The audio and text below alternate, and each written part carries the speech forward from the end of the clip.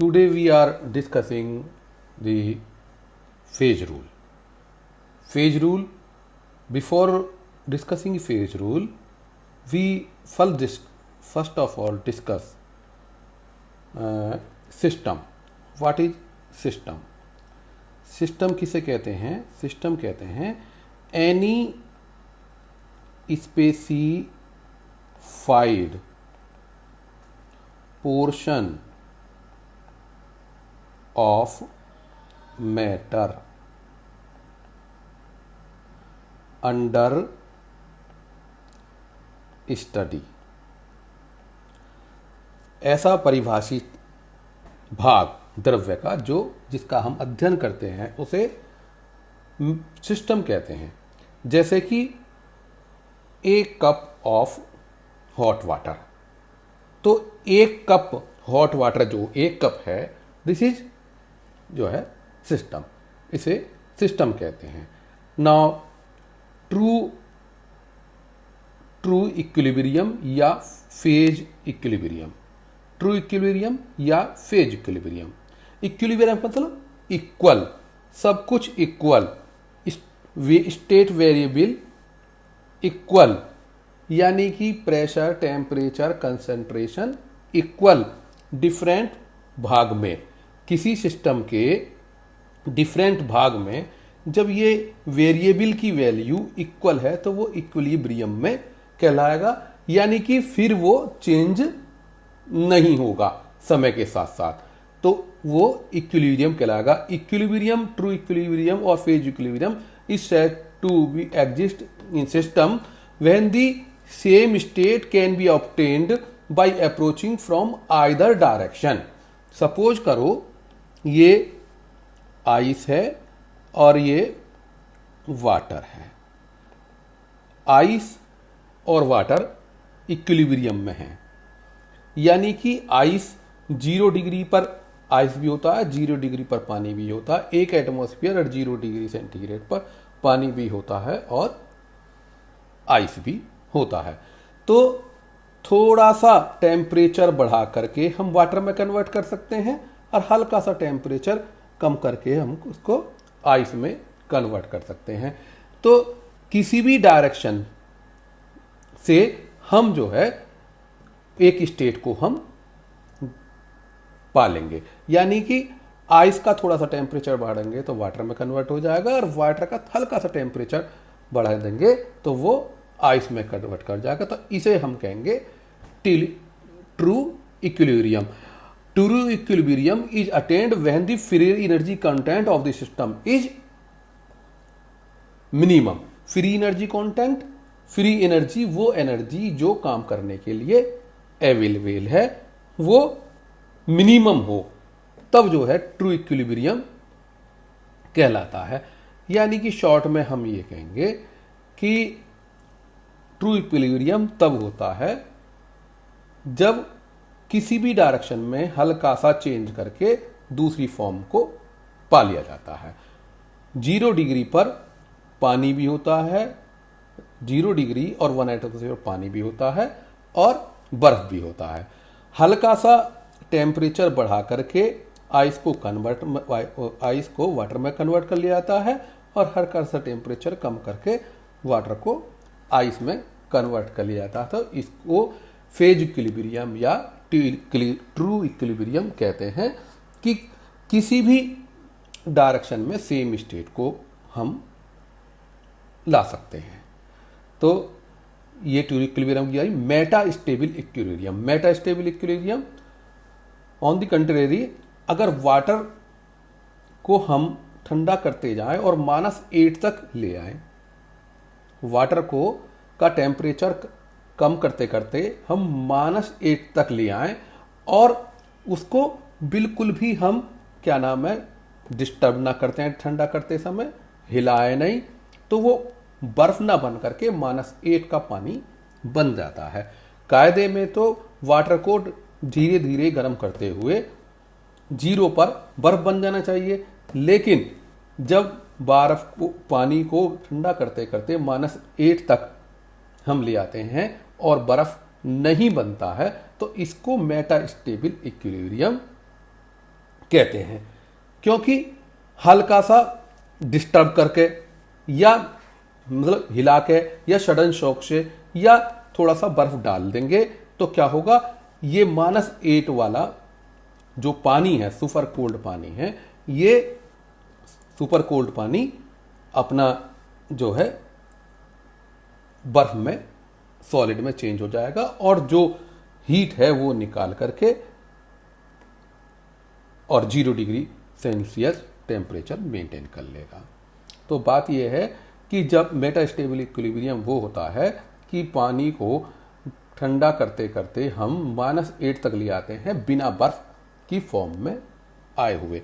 कब होता है कि जब हम उसे धीरे धीरे ठंडा करते बिना किसी डिस्टरबेंस के, बिना कोई बर्फ डाले हुए, बिना कोई सॉलिड डाले हुए ठंडा करते हैं तो वो -8 तक आ जाता है। उसको मेटास्टेबल इक्विलिब्रियम कहते हैं। फिर उसमें थोड़ा सा हिला करके या स्टर करके या थोड़ा सा बर्फ डाल देते हैं तो वो तेजी से सॉलिड बर्फ में चेंज हो जाता है और जब जो बर्फ में चेंज होता है सॉलिड में तो अपनी ये हीट निकालता है।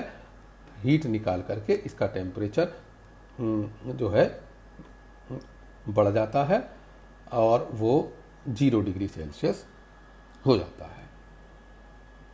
ठीक, हीट निकालता है, हीट लेता है। ठीक है, -8 से 0 हो जाता है।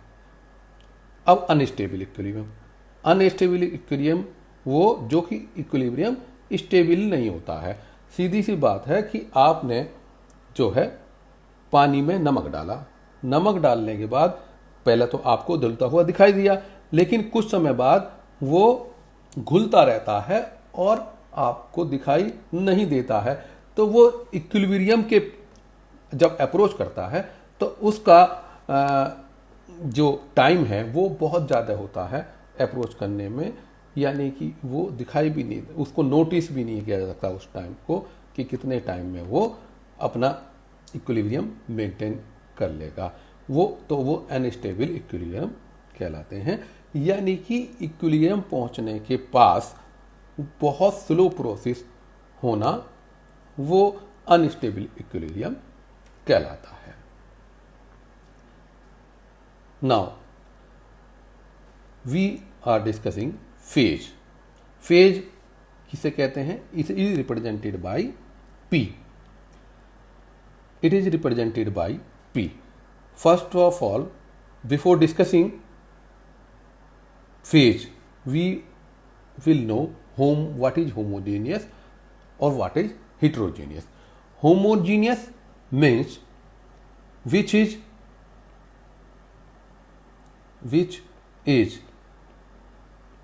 throughoutly uniform. थ्रूआउटली यूनिफॉर्म, जो सब जगह एक सा है। कैसा का मतलब कि पानी में आपने चीनी घोली, चीनी पूरी तरह से घुल गई और चीनी आपको नहीं दिखाई दे रही है।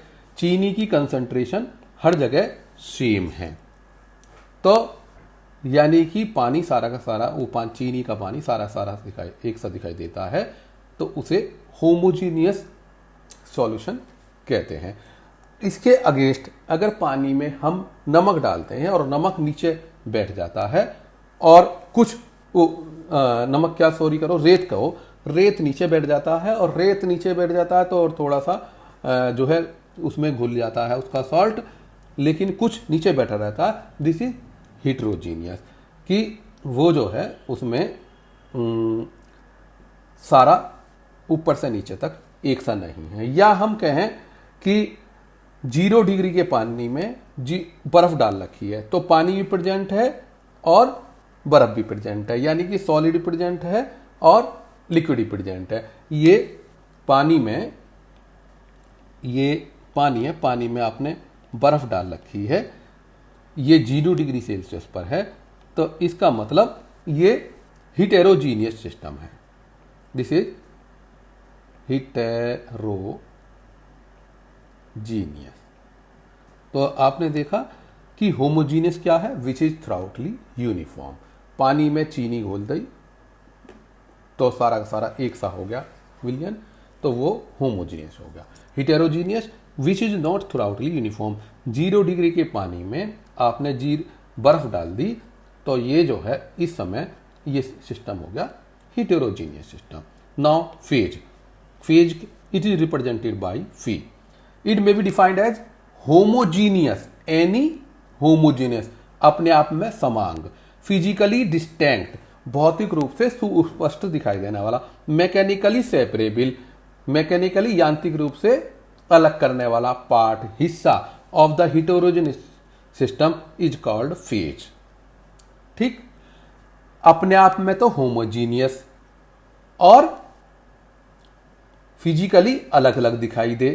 होमोजीनियस यानी कि पानी पानी या बर्फ बर्फ, फिजिकली डिस्टिंक्ट, फिजिकली डिस्टिंक्ट कि अलग अलग दिखाई देना वाला, पानी में बर्फ पड़ा है, पानी अलग दिखाई दे रहा, बर्फ अलग दिखाई दे रहा। मैकेनिकली सेपरेबल, उठा करके चम्मच से इसे अलग कर दोगे बर्फ की डेली को पानी से, तो mechanically separable part of the heterogeneous system is called phase. तो may be defined as the any homogeneous physically distinct mechanically separable part of a heterogeneous system is called phase. जैसे पानी में 0 डिग्री पानी में बर्फ पड़ा हुआ है, तो एक पानी है एक बर्फ है। ठीक, तो ये हिटेरोजीनियस सिस्टम है। तो इसमें फिजिकली होमोजीनियस, ये बर्फ अपने आप में होमोजीनियस है, पानी अपने आप में होमोजीनियस है। फिजिकली डिस्टिंक्ट, पानी अलग दिखाई दे रहा है, बर्फ अलग दिखाई दे रहा है। मैकेनिकली सेपरेबल, इसको बर्फ को अलग निकाल देंगे चम्मच से, पानी अलग हो जाएगा, बर्फ हो जाएगा। Part of heterogeneous system is called phase. तो आइस 0 डिग्री पर आइस है, वाटर है और वेपर्स हैं। तो आइस वाटर वेपर्स में क्या है कि ये सॉलिड है, ये लिक्विड है और ये गैस है। तो आप देखते हैं कि जो है ये 0 डिग्री पर तीनों चीज एक साथ में प्रेजेंट है। तो इसमें कितने फेज हो गए? एक आइस हो गया अपने आप में होमोजीनियस, अलग दिखाई देने वाला, निकाल के अलग करने वाला। एक वाटर हो गया अलग दिखाई देने वाला, और एक इसके साथ इसकी वेपर्स हो गई। तो यहां जो है 3 फेज हो गए, सॉलिड, लिक्विड, गैस। अगर 3 स्टेट प्रेजेंट हैं तो इसमें ये 3 फेज जो है हो गए। ये वाटर सिस्टम जो है आपका 3 फेज सिस्टम हो गया। ठीक, तो ये जो है सॉलिड, ये क्या होगा? ये एक बड़ा बर्फ की सिल्ली भी हो सकती है और छोटे छोटे टुकड़े भी हो सकते हैं। सॉलिड में बी कंटिन्यूअस और ब्रेकिंग इनटू स्मॉल पीसेस। ठीक, तो जितने सॉलिड होंगे उतने फेज होंगे। ठीक, अब 3 स्टेट हैं, सॉलिड, लिक्विड, गैस, तो 3 ही फेज होंगे। अब बात करते हैं हम कि एक प्योर सब्सटेंस है। प्योर सब्सटेंस सॉलिड है या लिक्विड है या गैस है। ठीक, एक ही केमिकल से बना हुआ होता है। तो अगर सॉलिड सब्सटेंस है तो वो एक ही फेज होगा, प्योर सब्सटेंस है। तो ऑक्सीजन गैस है, प्योर ऑक्सीजन है, गैस है, एक फेज हो गया। आइस है, सॉलिड है, आइस है, पानी का बना हुआ है, एक ही फेज हो गया। एल्कोहल है, अपने आप में प्योर एल्कोहल है, एक फेज हो गया। तो सॉलिड है, लिक्विड है, सॉलिड है, लिक्विड है या गैस है, तो एक तो स्टेट पर डिपेंड हो गया फेज का होना, और एक जो है सॉलिड जो है वो जितने हैं उतने फेज होंगे। अब प्योर सब्सटेंस है, चाहे पानी है, चाहे बर्फ है, चाहे गैस है ना, चाहे ऑक्सीजन गैस है, चाहे पानी है का बर्फ है, चाहे जो है एल्कोहल है, ये सब एक एक फेज हुआ इनका। Mixture of gases, mixture of gases, gases क्या होती हैं? वो मिक्स हो करके होमोजीनियस मिक्सचर कहलाती हैं। तो गैस या इसका मिक्सचर गैस होता है, तो इसमें एक ही फेज होगा, केवल गैस फेज। अगर कहें कि ऑक्सीजन और नाइट्रोजन गैस है, ऑक्सीजन और नाइट्रोजन गैस, इनकी टेंजेंसी होती है आपस में मिक्स करके एक यूनिफॉर्म मिक्सचर बनाने की, दैट इज एक फेज गैसियस फेज होगा, तो वो गैसियस का मिक्सचर्स का जो है एक फेज होता। मिसिबल लिक्विड, दो लिक्विड जो कंप्लीटली मिसिबल है, जैसे पानी में एल्कोहल मिलाते हैं तो एक पानी में एल्कोहल पूरी तरह घुल जाता है तो वो एक ही लिक्विड फेज ही होगा, तो यहां फेज की संख्या एक हो गई। मिसिबल लिक्विड्स में फेज एक हो गया। गैस के मिक्सचर में, क्योंकि यूनिफॉर्म मिक्सचर बना लेते हैं, ठीक है, मिक्स होने की टेंडेंसी होती है, चाहे कितनी गैस हो तो एक ही फेज होगा, gas is phase. Pure substance है, या तो वो सॉलिड होगा या लिक्विड होगा या गैस है, तो प्योर सब्सटेंस का एक ही फेज होगा, जितनी स्टेट होंगी उतने फेज होंगे। ठीक, प्योर सब्सटेंस का, जैसे अगर H2O है, H2O का अगर एक बर्फ है, एक पानी है, एक गैस है, तो तीन फेज हो गए। तो प्योर सब्सटेंस का सॉलिड है, लिक्विड है या गैस है, तो जितनी स्टेट है उतने फेज होंगे। मिसिबल लिक्विड की हो गई कि जो पानी में आपने चीनी घोल दी या पानी में आपने, हाँ ये तो मिसिबल लिक्विड की बात कर रहे हैं, तो एल्कोहल और वाटर दोनों आपस में सॉल्युबल होते हैं, दोनों को मिला करके एक होमोजेनियस मिक्सचर मिल जाता है पानी और एल्कोहल का, तो यहां फेज की संख्या 1 होगी। नॉन मिसिबल लिक्विड जो हो गए, जैसे कि पानी में कार्बन टेट्राक्लोराइड या क्लोरोफॉर्म मिलाई, पानी में क्लोरोफॉर्म या कार्बन टेट्राक्लोराइड, तो क्या होगा कि ये जो क्लोरोफॉर्म है या कार्बन टेट्राक्लोराइड है वो कुछ समय बाद नीचे बैठ जाएगा और पानी ऊपर रह जाएगा। तो यहाँ इस केस में दो फेज हो गए, एक तो नीचे वाला और एक ऊपर वाला नॉन मिसिबल लिक्विड में, कि कुछ समय बाद दोनों जो है दो लेयर बना लेते हैं, एक ऊपर रह जाता है, एक नीचे बैठ जाता है। तो क्लोरोफॉर्म और पानी का जो मिक्सचर है वो नॉन मिसिबल है और वो थोड़े समय बाद दो लेयर बना लेता है, तो ये इसमें 2 फेज हो गए। एक्वा सॉल्यूशन, पानी का सॉल्यूशन किस पानी में सॉल्यूशन किसका, एक सॉलिड सब्सटेंस है सच एज सोडियम क्लोराइड और शुगर। पानी या नमक, जब पानी नमक या शुगर, चीनी या नमक, दोनों में से किसी को हम पानी में घोलते हैं तो वो थ्रू आउटली यूनिफॉर्म होमोजेनियस मिक्सचर बना लेता है। तो उस कंडीशन में यहाँ एक ही फेज होगा कि वो लिक्विड फेज, जिसमें केवल एक जो है सॉल्यूशन फेज है, लिक्विड फेज, पानी में चीनी घुली हुई है। इसके बाद मिक्सचर ऑफ सॉलिड्स, जितने मिक्सचर्स होते हैं, मिक्सचर में जितने सॉलिड होते हैं उतने ही फेज होते हैं। जैसा कि कैल्शियम कार्बोनेट का डिकम्पोजिशन देखें, कैल्शियम कार्बोनेट का डिकम्पोजिशन, ये जो कैल्शियम कार्बोनेट है,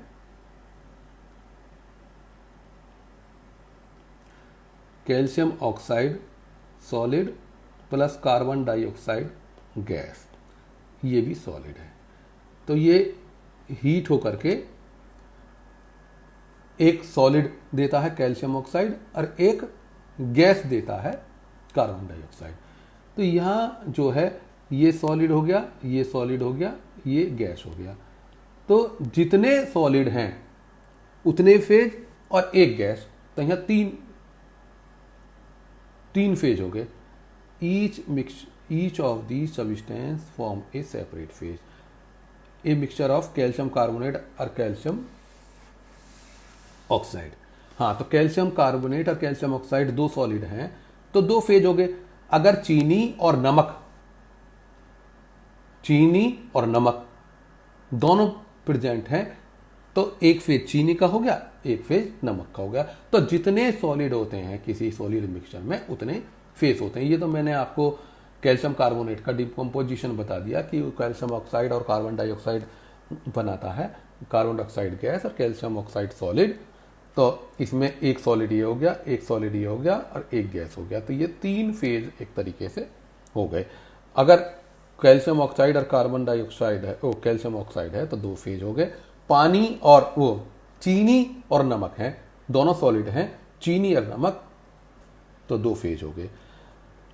वाटर सिस्टम में पानी, वाटर, आइस, वाटर और वेपर, ये तीनों एक एटमॉस्फेयर 0 डिग्री सेल्सियस पर एक साथ प्रेजेंट होते हैं।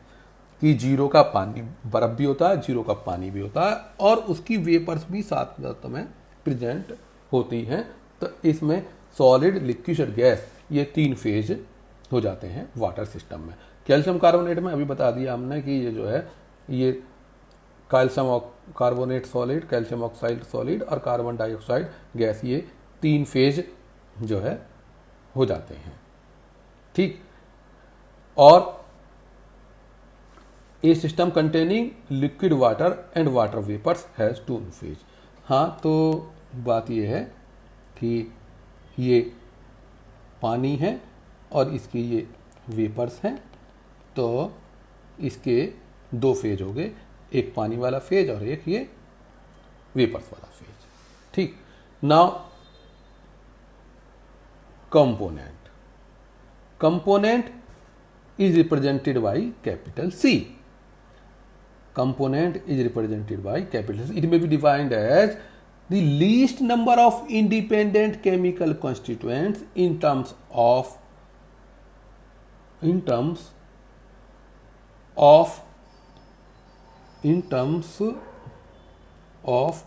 which the composition of every phase can be expressed by means of chemical equation. Independent number of chemical constituents, स्वतंत्र रासायनिक constituents जिनके टर्म्स में किसी सभी फेज का कंपोजिशन हम एक्सप्रेस कर दें, है ना, केमिकल इक्वेशन की फॉर्म में, तो वो कंपोनेंट कहलाते हैं। अब बताते हैं कैसे करना है। कि सबसे पहले जो फेज का जो फार्मूला है वो लेफ्ट हैंड साइड में लिख देंगे, रेस्ट बचे हुए जो केमिकल कॉन्स्टिट्यूएंट्स हैं उन्हें राइट हैंड साइड में लिख देंगे, और फिर राइट को या तो माइनस लिखेंगे या 0 लिखेंगे जिससे कि लेफ्ट वाला आ जाए। क्या करेंगे, सबसे पहले लेफ्ट हैंड साइड में फेज का फार्मूला लिख देंगे, राइट में बचे हुए केमिकल्स लिख देंगे। ठीक, केमिकल्स जो और फिर राइट वालों को प्लस या माइनस करेंगे, प्लस माइनस या 0 करेंगे जिससे कि वो लेफ्ट वाला आ जाए। यानी कि जो है जैसे कि वो अलजेब्रा की इक्वेशन होती है उस तरीके से वो करेंगे। चलिए वाटर सिस्टम को देखते हैं। वाटर सिस्टम में क्या होता है कि आइस, वाटर और वेपर्स 1 एटमॉस्फेयर और 0 डिग्री सेल्सियस पर तीनों प्रेजेंट होते हैं, यानी सॉलिड, लिक्विड और गैस तीनों प्रेजेंट हैं। यहाँ फेज जो है 3 फेज हो गए, लेकिन तीनों फेज एक ही कॉन्स्टिट्यूएंट का डिफरेंट फिजिकल फॉर्म है, एक ही कॉन्स्टिट्यूएंट, एक ही केमिकल कंपाउंड, यानी कि पानी H2O के डिफरेंट फिजिकल फॉर्म है। ये H2O solid, H2O liquid and H2O gas. क्योंकि H2O से सही तीनों फेजेज को हम डिफाइन कर सकते हैं, तो यहाँ कंपोनेंट्स की संख्या C=1। नाउ सल्फर सिस्टम में एक रोम्बिक सल्फर होता है, एक मोनोक्लिनिक सल्फर होता है और लिक्विड और वेपर्स, ये 4 फेज, एक सॉलिड ये, एक सॉलिड ये, 2 फेज हो गए, और एक लिक्विड ये तीसरा फेज हो गया, एक गैस ये चौथा। 4 फेज होते हैं सल्फर सिस्टम में। और लेकिन क्या होता है, सब में सल्फर ही होता है, चाहे रोम्बिक सल्फर हो, चाहे मोनोक्लिनिक सल्फर हो, चाहे लिक्विड सल्फर हो या सल्फर की वेपर्स हो। तो यहाँ भी कंपोनेंट की संख्या C=1 होगी। ना अगर एक जो सोडियम सल्फेट सिस्टम है, सोडियम सल्फेट और वाटर सिस्टम है, तो इसमें डिफरेंट फेजेज हैं। Sodium sulphate into 7H2O, sodium sulphate into 10H2O, sodium sulphate का सॉल्यूशन, आइस और वेपर। इतने सारे फेज हैं, 1 2 3 4 5 6 फेज हैं। तो क्या करते हैं कि जो कंस्टिट्यूएंट्स हैं, केमिकल कंपाउंड हैं, उनका राइट में जो है फार्मूला लिख लेते हैं, लेफ्ट में फेज का फार्मूला लिख लेते हैं। ठीक, राइट में जो केमिकल कंपाउंड का फार्मूला लिखते हैं, जैसे कि सोडियम सल्फेट और ये सोडियम सल्फेट और वाटर है, तो यहाँ सोडियम सल्फेट प्लस वाटर लिख देते हैं। तो किस तरीके से करें कि यहाँ सोडियम सल्फेट है, सोडियम सल्फेट पर 1 आ गया एक तरीके से, और ये यहाँ ये 0 कर देंगे तो ये सोडियम सल्फेट आ गया। यहाँ सोडियम सल्फेट इंटू 7H2O, तो सोडियम सल्फेट प्लस 7H2O, 7 जोड़ देंगे तो 7H2O। यहाँ सोडियम सल्फेट इंटू 10H2O, तो सोडियम सल्फेट प्लस 10H2O हो गया। यहाँ सोडियम सल्फेट सॉल्यूशन, तो सोडियम सल्फेट प्लस H2O, तो सोडियम सल्फेट का सॉल्यूशन आ गया। आइस भी एक फेज है, तो आइस में क्या है कि जो है केवल H2O है और सोडियम सल्फेट 0 लिख दिया। वेपर्स जो हैं, किसकी वेपर्स हैं, आइस की वेपर्स हैं, वो पानी की वेपर्स हैं, और सोडियम सल्फेट 0 हो गया। तो हम we can see from here कि the composition of each phase, each 1 2 3 4 5 6 phase can be expressed by the two chemical compound, the chemical constituent Na2SO4 and H2O। तो हर एक फेज का जो कंपोजिशन है, 2 कंपाउंड सोडियम सल्फेट और पानी से हम डिफाइन कर सकते हैं। तो यहाँ मिनिमम केमिकल कंस्टिट्यूएंट्स जिनसे हम सभी फेज के सिस्टम के सभी फेज को डिफाइन कर सकते हैं, वो 2 हैं, सोडियम सल्फेट एंड वाटर। तो यहाँ ये 2 कंपोनेंट सिस्टम हो गया। ठीक, अब बात करते हैं dissociation of calcium carbonate. Calcium carbonate को जब हीट करते हैं तो calcium oxide plus carbon dioxide gas मिलती है। कैल्शियम कार्बोनेट जो है सॉलिड होता है, कैल्शियम ऑक्साइड भी सॉलिड होता है, CO2 गैस होती है। एक सॉलिड ये, एक सॉलिड ये, 2 सॉलिड, 2 फेज और एक गैस, तो ये 3 फेज जो है हो गए, 3 फेज। अब इनके हम 3 फेज हैं और 3 हमारे पास केमिकल कंपाउंड हैं। तो 3 फेज हैं, 3 केमिकल कंपाउंड हैं। देखते हैं कि कितने मिनिमम केमिकल कंपाउंड है जिससे कि तीनों के तीनों फेज हम डिफाइन कर दें उनकी फॉर्म्स में।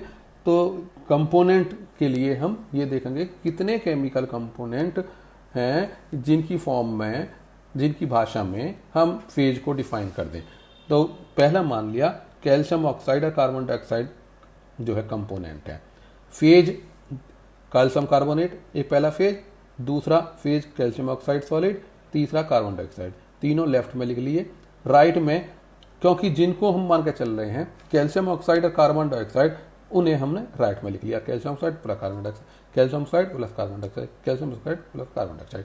अब क्या करेंगे कि लेफ्ट में हमने फेज के फार्मूले लिख दिए, राइट में हम सबके वो कंपोनेंट लिए जिनकी फॉर्म में हम जो है इसको डिफाइन कर रहे हैं।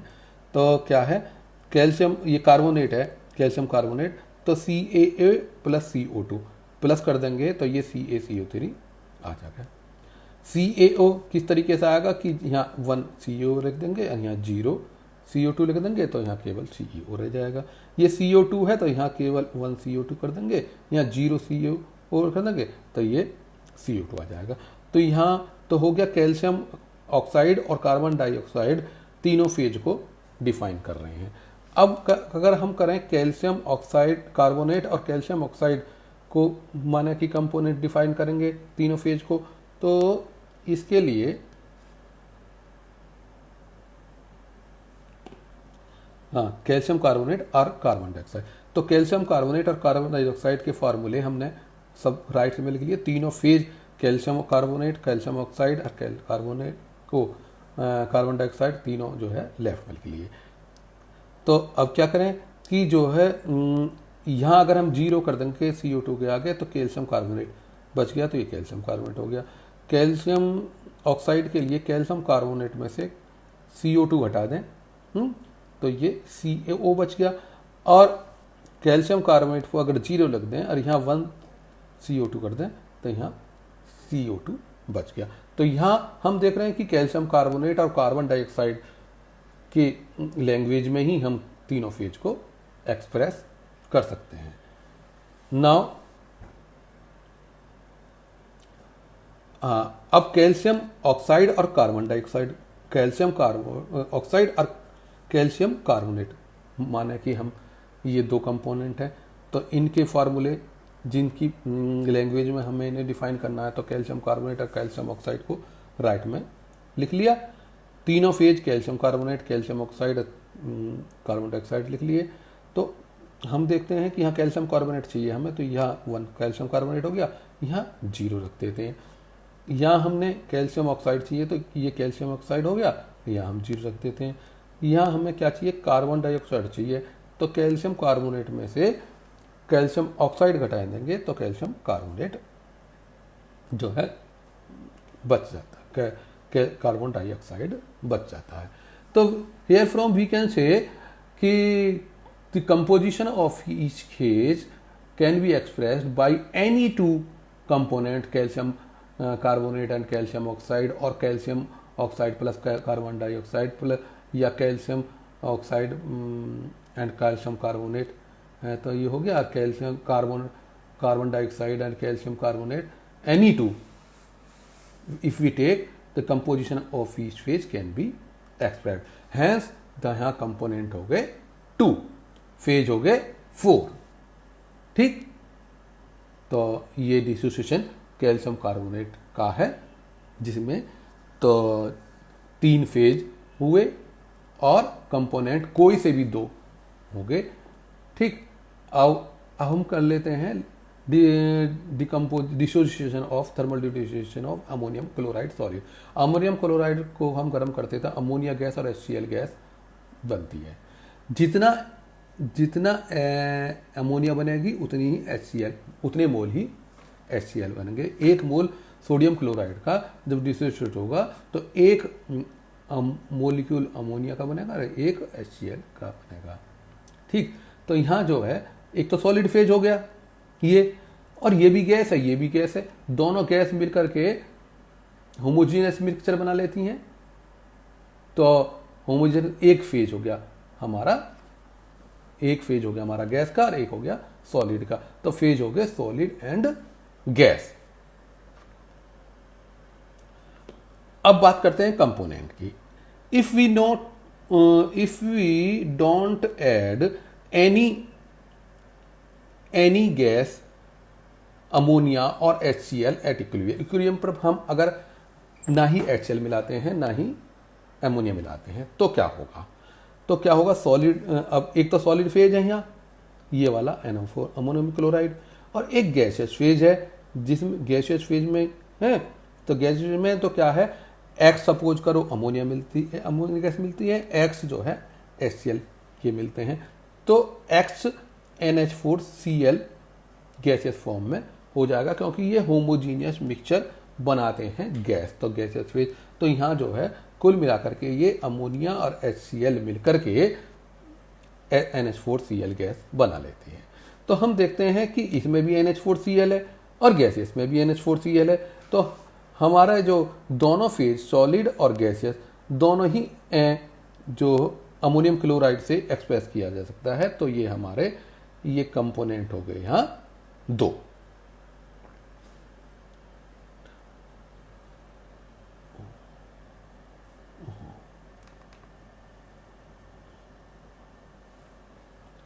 हाँ, तो कंपोनेंट हमारे हो गए यहाँ 2। लेकिन अगर हम इक्विलिब्रियम में NH3 या HCl गैस मिला देते हैं कोई सी भी, तब क्या होगा, तो सॉलिड में तो NH4Cl है ही है, गैसियस में XNH3 पहले से, XHCl पहले से, सपोज करो हमने Y मोल HCl के और मिला दिए गैसियस में, तो यहाँ जो है X जो है NH4Cl हो गया और Y HCl हो गया। ठीक, अगर सपोज करो इक्विलिब्रियम में हमने Y मोल HCl गैस मिला दी, तो अब क्या हो गया कि XNH3 पहले से था, XHCl गैस के पहले थे और y और मिला दिए, तो यहाँ से हमें जो है x और x NH3 प्लस HCl, ये x NH4Cl बन गए प्लस YHCl बन गए। तो अब क्या हो गया कि सॉलिड का तो हमारा NH4Cl से डिफाइन हो रहा है कि इसमें NH4Cl है, गैसेस में क्या है x मोल NH4Cl है और प्लस y मोल HCl है। तो यहाँ हमें दो कंपोनेंट हो गए यहाँ, तो C यहाँ C जो है यहाँ 2 हो गया कि कम से कम 2 हमें केमिकल कंस्टिट्यूएंट चाहिए, NH4Cl और HCl दोनों फेज को डिफाइन करने के लिए, क्योंकि सॉलिड में तो NH4Cl ही है लेकिन गैसेस में NH4Cl भी है और HCl भी है, तो 2 कंपोनेंट कम से कम चाहिए। ऊपर वाले में क्या था केवल, तो यहाँ C=2 हो गया, ठीक, फेज भी 2 ही है और यहाँ फेज 2 हैं, लेकिन C जो है यहाँ NH4Cl ही है केवल गैस में भी और सॉलिड में भी। ठीक, अब बात करते हैं NaCl सॉल्यूशन की। पानी में नमक डाल दिया, पूरी तरह से घुल गया, तो फेज तो 1 हो गया और कंपोनेंट कौन कौन से हो गए, पानी भी हो गया और नमक भी हो गया। तो फेज 1 है और कंपोनेंट 2 हैं, क्योंकि X NaCl है और Y H2O है पानी में जब आपने नमक घोला। अब बात करते हैं a saturated solution of sodium chloride in contact with excess of NaCl, कि सैचुरेट तो है ही है, साथ में NaCl सॉलिड और प्रेजेंट है। ठीक है, कि सॉलिड NaCl और प्रेजेंट है, तो इसमें फेज हो गए 2, एक तो सॉल्यूशन सैचुरेटेड सॉल्यूशन NaCl का और सॉलिड और पड़ा हुआ साथ में अलग से, तो यहाँ एक सॉल्यूशन फेज हो गया, एक सॉलिड फेज हो गया, तो ये फेज हो गए 2।